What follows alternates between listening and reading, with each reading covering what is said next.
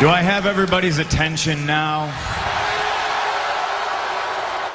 Deux amis, c'est Catch la trappe, la chaîne parle catch. Aujourd'hui, review de NXT du 1er juin 2021. Et avant de commencer la vidéo, j'aimerais vous demander de liker, de commenter, de vous abonner, de partager.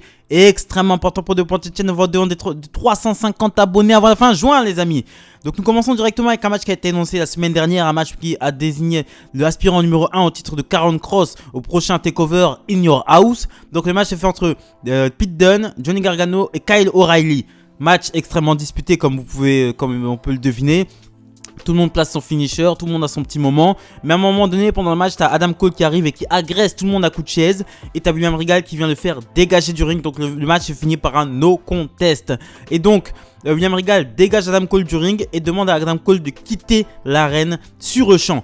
Donc, directement après ça, t'as Ember Moon qui monte sur le ring et qui demande à Raquel Gonzalez de venir pour s'expliquer ce qu'elle a fait la semaine dernière à Shotzi Blackheart. Parce que Shotzi Blackheart et Ember Moon ont été la victime d'une agression extrêmement violente de Dakota Kai et Raquel Gonzalez la semaine dernière. Et Ember Moon veut demander des explications à Raquel Gonzalez.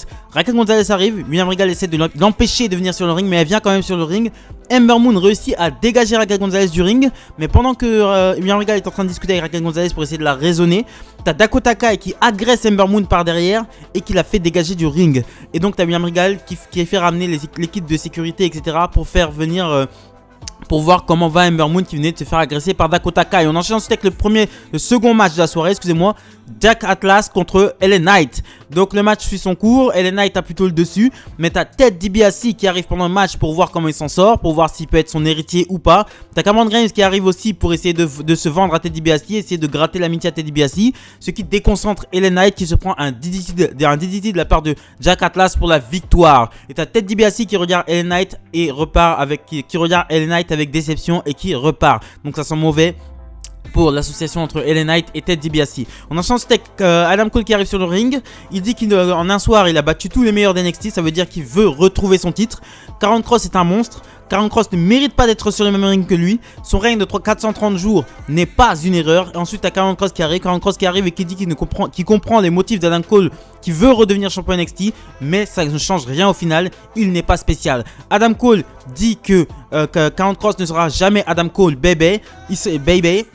Excusez-moi, il fait tout pour se rendre spécial. Il a tout, en fait, tout le rend spécial. Sa musique, la fille avec qui il est, son look. Mais c'est tout ça qui le rend spécial. Mais lui, ce qui le rend spécial, c'est quand la cloche sonne. Et ensuite, t'as William Regal qui arrive et qui dit qu'il voit ce que Adam Cole essaye de faire. Il essaye d'avoir un match, d'essayer de s'incruster dans le match pour le titre. Mais ça ne marchera pas. T'as Karrion Kross qui demande à William Regal de la fermer. Et il dit qu'il veut tout le monde. Il veut Johnny Gargano, il veut Pete Dunne, il veut...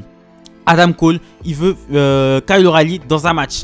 Voilà, il veut un match contre 4 personnes. Donc William Regal accepte. Donc à TakeOver In Your House, ces 5 personnes-là se battront pour le titre NXT et ce sera du très lourd. Et ensuite Adam Cole qui repart et qui balance une bouteille à la gueule de Karrion Kross. On enchaîne avec un match pour le titre Cruiserweight, Kushida contre un nouveau Carmelo Hayes. Ce sont les débuts de Carmelo Hayes du côté de NXT. C'était un très bon match, des très bons débuts. Franchement, j'ai adoré, j'adore ce genre de match bien technique, un bon échange entre deux personnes qui savent catcher, qui savent faire des techniques. Mais c'est une victoire de Kushida qui fait abandonner Carmelo Hayes avec une clé de bras. Et ensuite, à la fin du match, tu as Kushida qui serre la main de Carmelo Hayes et Carmelo Hayes reçoit l'applaudissement et le respect du public. On enchaîne avec le troisième match de la soirée, Zoey Stark et Zaida Ramier contre Indy Hartwell et Candice LeRae. Pas mal du tout. Zaida Ramier et Zoey Stark, ça marchait très très bien. Candice LeRae et Indy Hartwell, bon, moi, c'est pas des catcheuses qui m'excitent plus que ça, mais c'était pas mal non plus. C'était mieux en tout cas que le roster principal, mais c'est une victoire quand même des championnes avec un diving elbow de Indy Hartwell sur Zaida Ramier. On enchaîne avec le main event of the evening pour le titre par équipe. MSK contre Joaquin Wilde et Raul Mendoza qui représentent les cadeaux de Fantasma et t'as Santos Escobar qui est en ringside. Donc pendant le match, t'as un Resident Terran qui viennent essayer d'interrompre le match, mais ils sont coupés par Timothy Thatcher et Tommaso Ciampa qui viennent les dégager du ring. Match extrêmement disputé comme d'habitude pour les titres par équipe. T'as NXT qui, à un moment donné, t'as un coup de pied botché de Wesley sur Mendoza.